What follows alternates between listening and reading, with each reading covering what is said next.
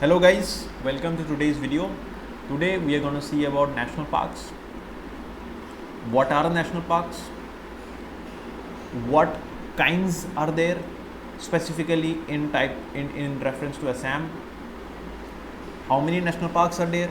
What are its important floras? What are its important faunas? Some issues related to it, and also see some of the questions that you should basically cater to ace the exam of UPSC. But before that, I would like to introduce you to one of the target questions that you should all target to solve by the end of this video. By end of this video, इस video के अंत तक आपसे ये question, ये प्रश्न बन जानी चाहिए बेसिकली, ठीक है। तो let us see what are national parks. तो अगर मैं एकदम सरल भाषा में बोलूँ, if I have to speak in very simple language, it is just a area that has a very rich amount of flora and fauna, ठीक है। इसमें बहुत एक बड़ी तादाद पे, बड़ी मात्रा में basically you get to see natural environment, species living in it, diversity of species, ठीक है। तो उस तरीके से एक एरिया को हमें क्या करना होगा, हमें संरक्षण करना होगा। We have to conserve this particular area, and इसी कारणवश by central government and state government both comes together to declare certain areas as a national park. प्रश्न पूछा गया था एग्जाम में कि नेशनल पार्क को कौन कौन डिक्लेयर कर सकते हैं। Your answer is central and state both can declare this particular area. बाकी आपको जो फैक्ट्स याद करना है, this is something that no human activity is allowed. यहाँ में ह्यूमन एक्टिविटी बिल्कुल एकदम अलाउड नहीं है। यहाँ पे आप कोई लैंड इंक्रोचमेंट नहीं कर सकते, आप यहाँ पे घर नहीं बना सकते, आप यहाँ पे कंस्ट्रक्शन नहीं कर सकते, आप यहाँ पे कंपनीज़ को इस्टेब्लिश नहीं कर सकते, कुछ नहीं कर सकते आप, ठीक है। आप अपने गाय को यहाँ दाना भी नहीं खिला सकते। Life stock, grazing of life stock is also not allowed. Private tenurial मतलब यहाँ पे टेनेंसी नहीं कर सकते आप, ठीक है, कुछ भी नहीं कर सकते। एंड ये सारा चीज़ प्रोटेक्शन दी गई है वाइल्ड लाइफ प्रोटेक्शन एक्ट 1972 की मतलब अंदर, ठीक है। So national parks of Assam की बात अगर करें, if you have to talk about national parks of Assam, broadly they are 7 in number, okay, and some of them are very new, but by and large what you should remember is the map that is projecting here कि रायमोना कहाँ पे है, मानस कहाँ पे है, काजीरंगा कहाँ पे है, डिब्रू साइखवा कहाँ पे, एक ब्रॉड आइडिया आपका होना चाहिए दिमाग में, ठीक है। तो इस तरीके से हम एक एक करके नेशनल पार्क्स को देखने की कोशिश करते हैं। चलिए, तो Kaziranga national park, the foremost fact that you should know is that its area is 429 square kilometer. Okay, this is something very important. Some of the important animals, or these are known as the big 5 animals of Kaziranga National Park. There is one-horned rhinoceros, Asian elephant, Royal Bengal tiger, wild water buffalo, and swamp deer. Okay, very important. Third fact that you should know is that it has a status of World Heritage Site by UNESCO in 1985. कौन से साल में? 1985 में basically you get this status. Flora and fauna consist of wet, alluvial, tall grassland, ठीक है, interspersed with a large number of broad, shallow pools fringed with vegetation of deciduous to semi-evergreen woodlands. इतना याद नहीं रखने से भी होगा. You can just know that deciduous and semi-evergreen woodland is something that you are to experience when you visit Kaziranga. Next, Manas National Park. Manas National Park, another very old national park. It spans across the Manas River and is joined on the north by Bhutan's Royal Manas. ये भूटान में भी अलग से मानस है और एक यहाँ पे भी है, ठीक है। Manas, if you see location of Manas, ये यहाँ पे है, basically very close to your Bhutan border, ठीक है। So it is also a World Heritage Site and it was awarded in the same very year, ठीक है, 1985 में अवार्ड किया गया था, एंड 89 में इसको बायोस्फीयर रिजर्व बना दी गई थी, एंड 1990 में नेशनल पार्क का स्टेटस दिया गया था 500 स्क्वायर किलोमीटर की रेडियस को। अक्सर हमें लगता है कि काजीरंगा सबसे बड़ा नेशनल पार्क है, बट गाइज यहाँ पे देखिए काजीरंगा का एरिया 429 स्क्वायर किलोमीटर है और मानस का एरिया 500 स्क्वायर किलोमीटर है। तो उस हिसाब से Manas is bigger than the Kaziranga, point to be noted. Vegetation कैसा है? Semi evergreen forest, moist deciduous, ठीक है, and dry deciduous forest with alluvial grasslands. Fauna की बात करें, टाइगर मिलता है, ग्रेट वन हॉर्न राइनोसरस मिलती है, स्वैम्प डियर मिलती है, पिग्मी हॉग मिलता है और Bengal फ्लोरिकैन।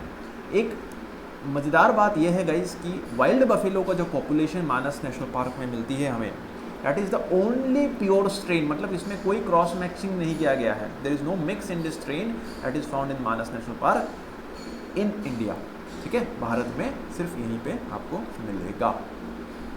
Then next is the Orang National Park. Now this national park has been elevated to the status of Rajiv Gandhi Orang National Park. Okay, Rajiv Gandhi Orang national park भी बुलाया जाता है इसको, राइट। तो Orang was declared a national park in 1999, situated on the north bank of Brahmaputra river in the Darang and Sonitpur districts of Assam, ठीक है। The Pachnoi river and the Dhansiri river flows along this national park. More than 60% of the park is under grasses, and Orang National Park is the important habitat for one-horned rhinoceros, ঠিক আছে, একশিঙীয়া যিটো গড় সেইটো বস্তু আমি ওৰাঙত দেখিবলৈ পাওঁ। Another important national park is Nameri National Park, ठीक है।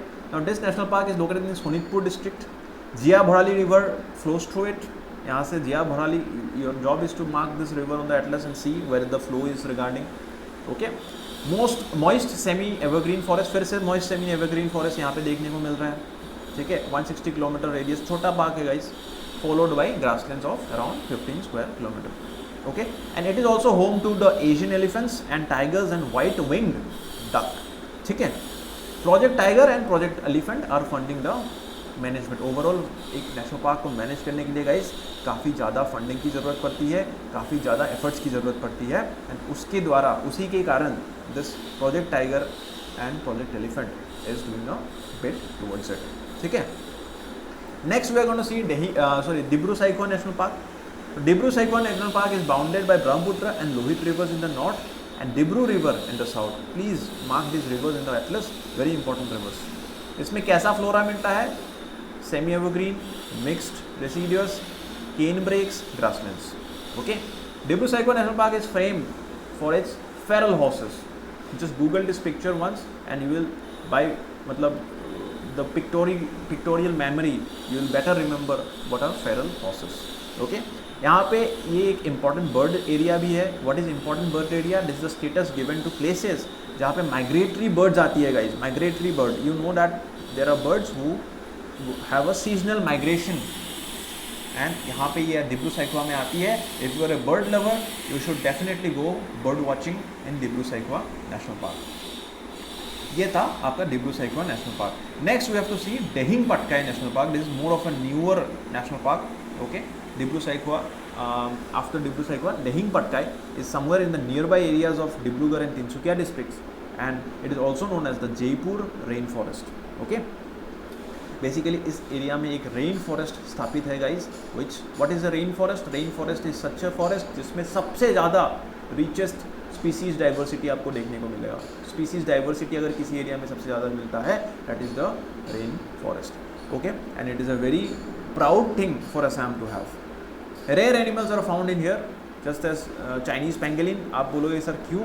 Because it's a rain forest, the rarest of rare animals of the planet are something to be found here. Flying fox, gaur, serow, Malayan giant squirrels, wild pig, sambar and barking deer is something that you can see here. Another important fact here is that 7 different species of wild cats are found: tiger, leopard, clouded leopard, leopard cat, golden cat, jungle cat, marbled cat, ठीक है। ये बहुत ही एक rare बात है guys, इसमें आसानी से नहीं मिलता है ऐसा, ठीक है। This is the 7 different species are found continuously in this particular area. deciduous rain forest interpersed with semi evergreen forest is something that we get to see here. Fine. Now last national park that we have to see is the Raimona National Park, very recently declared in the Kokrajhar district of BTR region.